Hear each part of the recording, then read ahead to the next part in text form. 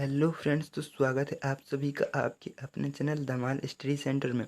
तो आज एक बार फिर मैं आपके सामने हाजिर हूं और आपके लिए लाया हूं कक्षा 11वीं की फिजिक्स, जिसमें मैं आपको बताने वाला हूं कि चाल और वेग कहलाते क्या हैं और इनके विमीय सूत्र क्या होते हैं, इनकी मात्रा क्या होते हैं और चाल और वेग में अंतर क्या होता है। तो आज इसी के बारे में हम इस वीडियो में डिस्कस करने वाले हैं। तो यदि आपने हमारे चैनल को अभी तक सब्सक्राइब नहीं किया तो चैनल को सब्सक्राइब ज़रूर कर लें और वीडियो को लाइक करें और दोस्तों के साथ शेयर करें। और एक बात और, जैसे ही आप चैनल को सब्सक्राइब करेंगे तो आपको बेल आइकन दिखाई देगा, तो आपको बेल आइकन प्रेस ज़रूर कर लेना है, क्योंकि जैसे ही आप बेल आइकन प्रेस कर लेंगे तो हमारी आने वाली अगली हर वीडियो आप तक बड़ी ही आसानी से पहुँच सकेगी। तो देखिए, यहाँ पर मैं चाल और वेग के बारे में आपको बताने वाला हूँ, तो वीडियो को शुरू करते हैं। यहाँ पर मैंने चाल और वेग दोनों की परिभाषा और उसके बारे में लिख रखा है। मैंने यहाँ पर दोनों की दो परिभाषाएं लिख रखी हैं ताकि आपको याद करने में दिक्कत ना जाए, ठीक है, और आप बड़ी ही आसानी से समझ सकें। तो और और एक बात और, मैंने आपको पहले इससे पहली वाली वीडियो में दूरी एवं विस्थापन के बारे में परिभाषा एवं अंतर बहुत ही सरल भाषा में बताया था। तो यदि आपने वो वीडियो अभी तक नहीं देखी तो आप एक बार उस वीडियो को भी एक बार ज़रूर देखें, क्योंकि आप उस वीडियो को देख लेंगे तो आप गति के बारे में बहुत ही अच्छी तरह से समझ सकेंगे। क्योंकि गति जो है, गति वाला जो चैप्टर है उसमें दूरी, विस्थापन, चाल, वेग हमेशा आपसे पूछा जाता है। यह आपसे अभी ही नहीं बल्कि पहले से भी पूछा जाता था, 9वीं 10वीं में भी, और आगे भी पूछा जाएगा। 11वीं 12वीं और कंपटीशन एग्जाम की तैयारी करते हैं तो उसमें भी आपको दूरी, विस्थापन, चाल, वेग पढ़ने को मिलेगा। तो देखिए, वीडियो को शुरू करते हैं और यहाँ पर देखते हैं कि चाल और विस्थापन कहलाते क्या है। तो चाल क्या कहलाता है, नहीं, यहाँ पर हम देखेंगे चाल और वेग, चाल और वेग में अंतर क्या होता है या चाल वेग की परिभाषा क्या होती है। तो चाल वेग कहलाता क्या, चाल देखते हैं पहले। चाल क्या कहलाता है, यदि कोई गतिमान वस्तु एक समय में जो दूरी तय करती है, यदि एक ही समय में, है ना, एक ही समय में, एक निश्चित समय में जो दूरी तय करती है वह उसकी चाल कहलाती है। यदि कोई गतिमान वस्तु एक समय में जो दूरी तय करती है वह उसकी क्या कहलाती है, चाल कहलाती है। और जबकि वेग क्या कहलाता है, एक निश्चित दिशा में वस्तु द्वारा एक समान चली गई दूरी। जो चाल है, चाल में दिशा की आवश्यकता नहीं है कि एक निश्चित ही दिशा में चले। हो सकता है वह पहले सीधी जाए फिर किसी भी दिशा में जा सकता है ना, उसमें दिशा की कोई आवश्यकता नहीं है। तो बस केवल ये है कि एक समय में, एक समय में जो दूरी तय करती है वो क्या कहलाता है, चाल कहलाती है। जबकि जो वेग होता है उसमें एक निश्चित दिशा होती है, एक निश्चित दिशा में। इसमें केवल जो चाल की परिभाषा है और वेग की परिभाषा है, तो चाल की परिभाषा में ही निश्चित दिशा को ऐड कर देना है तो वेग की परिभाषा बन जाएगी। चाल में है कि यदि कोई गतिमान वस्तु एक समय में जो दूरी तय करती है वह उसकी चाल कहलाती है, ठीक है। क्योंकि वेग क्या कहलाता है कि एक निश्चित दिशा में, एक निश्चित दिशा होगी और उसमें एक समय में चली गई दूरी। केवल इसमें दिशा का अंतर है, चाल में दिशा नहीं होती है और वेग में दिशा की आवश्यकता होती है। इसीलिए चाल क्या है, चाल एक अदिश राशि है, ठीक है। तो चाल और वेग में आप परिभाषा समझ चुके होंगे। यदि आप ये वाली परिभाषा नहीं समझे तो यहाँ पर मैं एक एक और परिभाषा लिख कर रखी हूँ दोनों में, तो आप उससे भी समझ सकते हैं। दूसरी परिभाषा देखिए चाल की क्या होती है, किसी गतिमान वस्तु की स्थिति में परिवर्तन की दर को उस वस्तु की चाल कहते हैं। किसी गतिमान वस्तु, कोई गतिमान वस्तु है तो उसकी स्थिति में परिवर्तन की दर, मतलब कोई भी गतिमान वस्तु, मतलब कोई वस्तु गति कर रही है और वो एक स्थान से दूसरे स्थान में उसकी स्थिति में परिवर्तन हो जाता है। जब कोई वस्तु एक स्थान पर है और दूसरे स्थान पर चले जाते हैं मतलब उसकी स्थिति में परिवर्तन हो जाता है।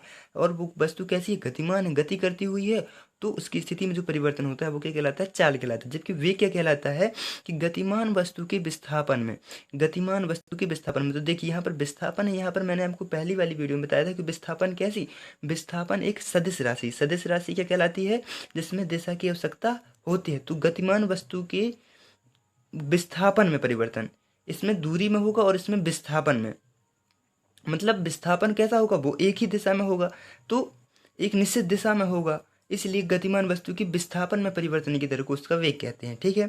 तो चाल और वेग आप आसानी से समझ चुके होंगे। चाल आप वैसे भी देखते होंगे, बोलते हैं कि जैसे आप गाड़ी चलाते हैं, बाइक चलाते हैं, तो आप बोलते हैं कि भाई मैं 40 की स्पीड में चल रहा हूँ, मतलब 40 किलोमीटर प्रति घंटा, या है ना। तो मतलब 40 किलोमीटर प्रति घंटा, जो प्रति घंटा मतलब एक घंटा, एक घंटा में कितना, 40 किलोमीटर, है ना। तो एक घंटा में 40 किलोमीटर, ये क्या कहलाया, चाल कहलाया, गाड़ी की चाल कहलाई, ठीक है।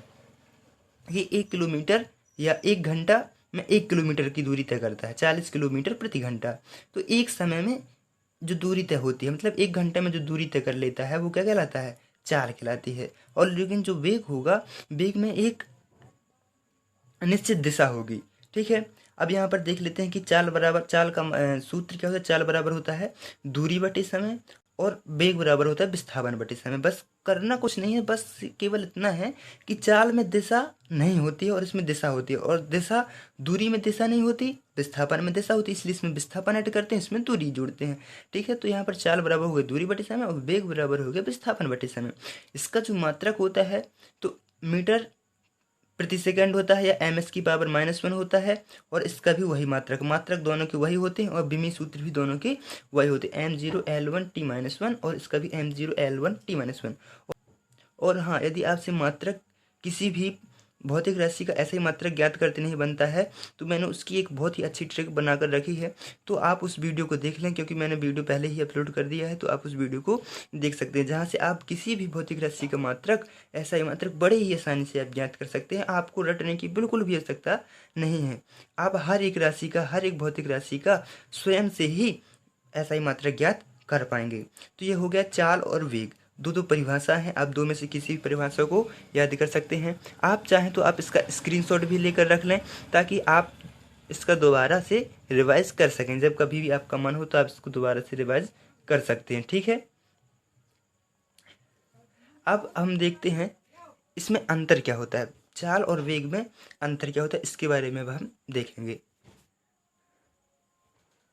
तो देखिए यहाँ पर चाल और वेग में मैं अंतर लिख कर रख लिया हूँ। तो यहाँ पर देखिए चाल क्या है।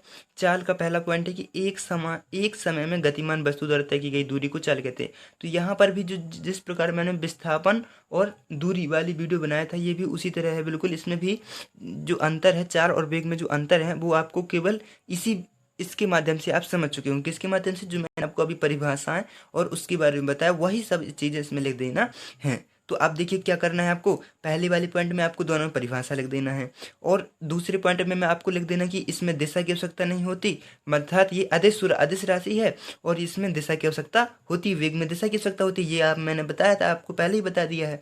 और तीसरा, चाल सदैव धनात्मक होती। चाल सदैव धनात्मक क्यों होती है? क्योंकि आपने देखा होगा, मैंने बताया था आपको कि चाल बराबर क्या होता है? दूरी बटे समय होता है। दूरी कैसी होती है? सदैव धनात्मक होती है, इसलिए जो चाल है वो भी हमेशा धनात्मक होगी, ठीक है।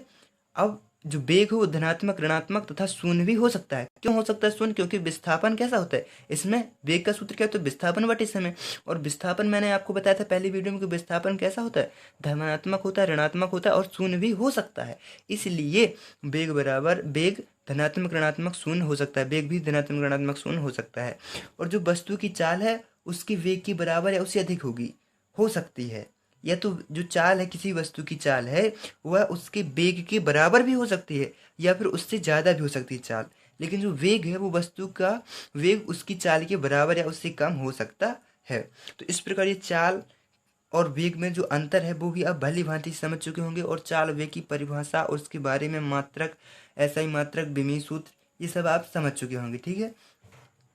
तो इसी के साथ बस इतना ही, और मिलते हैं हमारी नेक्स्ट वीडियो में। और हाँ, यदि आपको वीडियो अच्छा लगा हो तो आप हमारे वीडियो को लाइक कीजिए और दोस्तों को भी शेयर कीजिए, और उनसे बताइए कि इस प्लेटफॉर्म पे, धमाल स्टडी सेंटर पे, बहुत ही अच्छी अच्छी वीडियो प्राप्त होती हैं, ठीक है। और हाँ, यदि आप हमारे चैनल को सब्सक्राइब कर लेते हैं तो आपको इसी तरह की वीडियो, नई नई वीडियो आपको प्राप्त होती रहेंगी, और आप अपनी स्टडी को लॉकडाउन में बड़ी ही आसानी से कर पाएंगे घर बैठे। तो इसी के साथ बस इतना ही, धन्यवाद।